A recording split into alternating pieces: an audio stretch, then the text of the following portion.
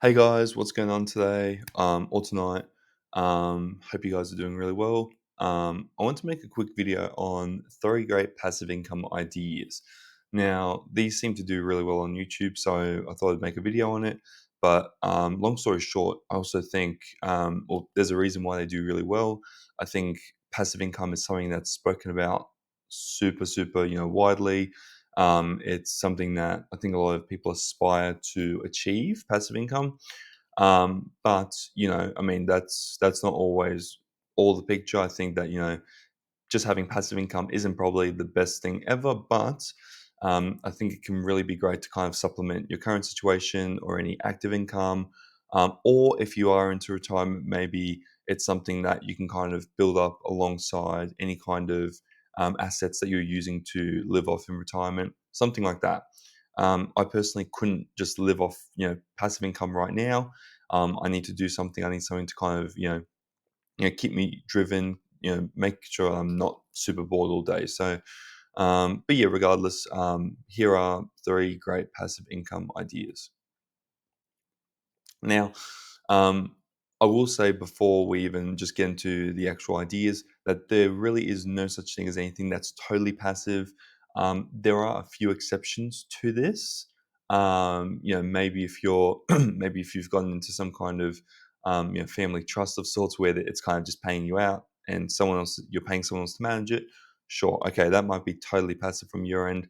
Um, or it will require lots of upfront work, right?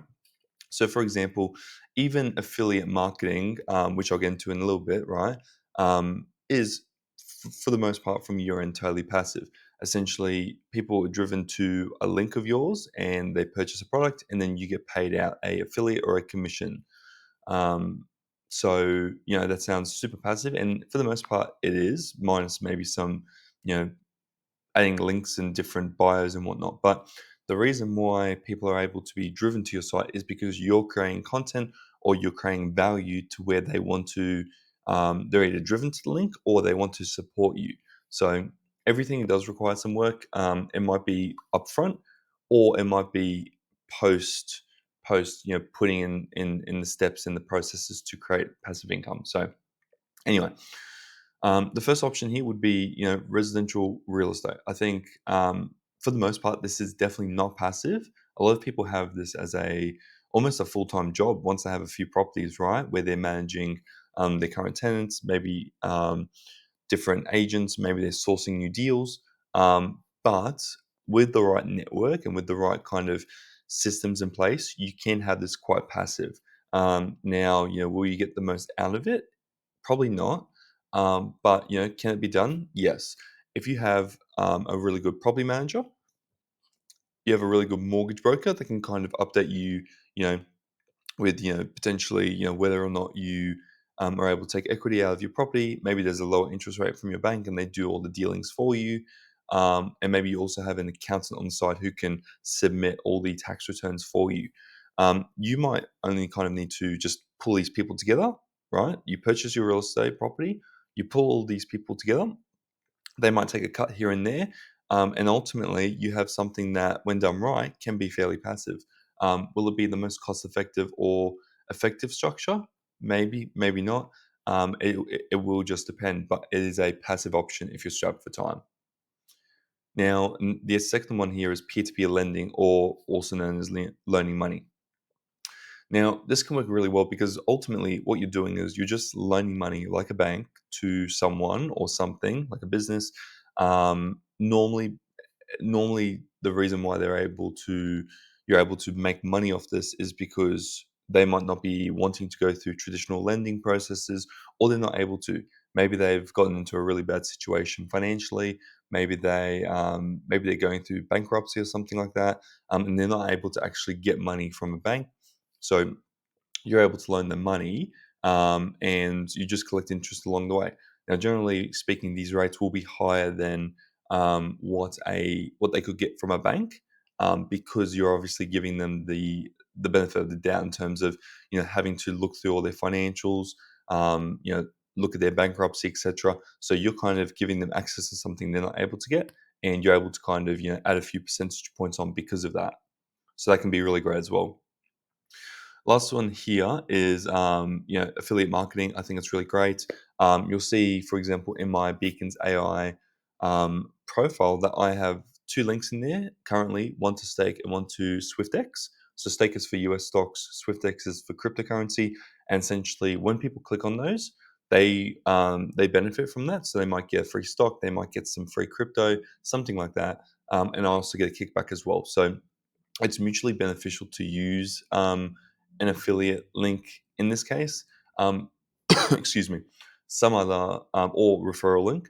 Some other affiliate platforms, like an Amazon, for example, may not give the buyer any benefits, but they may give the referrer or the affiliate a kickback on some of those purchases. They might be small, maybe a couple percentage points. Sometimes they can be a little bit higher. Some programs will give you massively high affiliate rates, like 75, 80%, sometimes even 100%.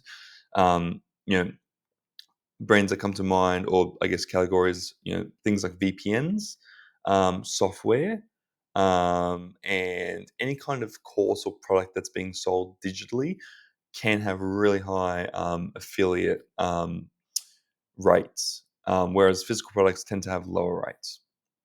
Now, like I said earlier in the video, I really enjoy being able to supplement these types of passive income ideas with worked income or earned income. That's just me personally. I think passive income is obviously fantastic to kind of support your lifestyle and potentially reinvest to grow a little bit further, but earned income will always make more than passive income, especially in the early stages of kind of building up that portfolio. Maybe if you've done it for 30 or 40 years, maybe not so much. Maybe that income, generating 5 or 10% per year is just massive numbers. But for the most part, starting early, active income is really going to be able to fuel this, and will continue to fuel it until it outpaces your active income. Now, some other good ideas here that may work well for you. Dividend stocks are a really common one. Um, Sorry, I've said here dividend kinds. I meant dividend kings can work well and be totally passive. And that's essentially when you own a share or a holding in a company on the stock market, and they'll give you a dividend, normally a few percentage points each year annually, as as a distribution, for owning a share in them. Now, dividend kings are those companies that have consistently paid dividends and increased dividends over the past 25 years, 50 years, etc. Really long time periods, and they're seen as very reliable when it comes to paying out that passive income or those dividends. Right. Ideally, again, if we want to keep that growing, we would need to reinvest them and not just take them out to spend. Another option here is digital products. For example, ebooks, online templates, and courses are great. I'm yet to look into these personally. Obviously, they take a lot of time to start up initially, and then over time, they kind of are quite passive. So, not totally passive or passive income. There is a lot of work that goes into it. Books can take years, courses can take months to a year or even longer. Online templates require specialist knowledge and kind of a flair of creativity, so that could be a bit quicker. But yeah, digital products can be a really good option too. Vending machines or similar businesses like laundromats can be somewhat passive. Again, many businesses could be passive, especially if you have a good manager, or you're able to put in someone to manage day to day. You have good employees. Um, or it might not require you to be there really. Lots of businesses can operate this way, but vending machines and laundromats, they really just don't really require anyone. Maybe someone weekly to collect the cash, or that could be you. But that doesn't really require too much work. You can always automate investing, so you can pay someone to help. However, it is not ideal. Obviously,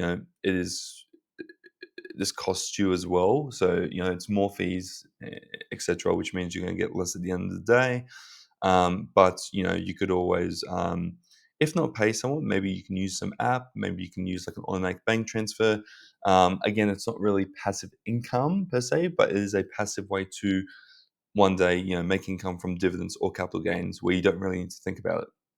So, um, and last point here, again, most of these will require some work up front, but then they can become passive over time.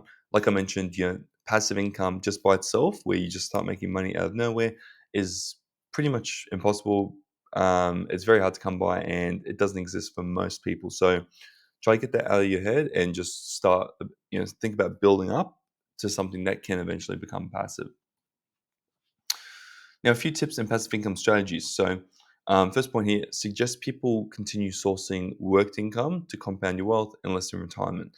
Again, this is what's really going to push those passive income or dividends or whatever you have them invested into. That's really going to push your passive income through the roof. Being able to create earned income and invest that, have it compounding over time, and then that income will create passive income. Okay. If you're in retirement, different story. Ideally, you can have some kind of side hustle, or maybe you can consult on the side. Because I personally couldn't imagine myself just chilling all day, but that's just me. As you grow certain assets, it will get cheaper and easier to automate. For example, property managers with real estate, the more properties you're able to have under one property manager, obviously the cost per property will decrease. Um, the more stocks you're trading or purchasing through a certain app, they may give you discounts because of volume or economies of scale because you're purchasing so much of that. Same goes for crypto. Same goes for gold as well. You can get cheaper prices in gold if you're purchasing lots and lots at once. So this could be a tip to assist with your passive income. There may be things that you do for fun. For example, take photos or you make music. That could be licensed for money. So again, look at your hobbies. Look at what you do day to day. Could this be turned into um, you know, a- an income stream? Now, these things can, obviously be licensed for money, and you can make money through that. But if it's requiring you to start a whole new business, then it might be a little bit trickier. But if you're able to literally, you just enjoy taking photos, and all you need to do is upload it onto a stock image website, or you make music, you enjoy that, and all you need to do is upload to a Spotify or something like that. That could be a really easy way to turn a hobby into a passive income source really quickly, versus creating a whole new you know, Instagram or TikTok around the passion or a hobby. That's a little bit different. That's more active, I'd say, but you could also do that. You could invest in businesses or venture capital funding. However, it does require a lot of capital, and obviously, there's risks involved with that. Now, with VC funding, there are how do you say there are requirements for who's allowed to actually invest in VC funding. Normally, there are prerequisites to actually be able to apply and do VC funding. But you could also, potentially invest in startups easily without the need for venture capital funding. But it just depends on where you live and where you are in the world. Australia is different to America in this way. So, yeah, last point here, I think, is to test different things and see what works. It's great once you're reaping the rewards from your work. So ultimately, what I did was I tried a million different things, and now I've honed in on a few different ones that work really well for me. I highly encourage you test different things. I think personally, life is it's really about experimenting. We're not kind of the same people throughout our entire lives. We're always trying different things and we're becoming different people. So I think this is a really it kind of aligns really well in terms of be willing to try new things, be willing to test, and be willing to remove or add as you see fit over time. So yeah, hopefully you guys have really enjoyed the video. If you have any comments, make sure to leave them down below. If you liked the video and also would like to subscribe, that would be awesome. But otherwise, I'll see you guys in the next one. Peace.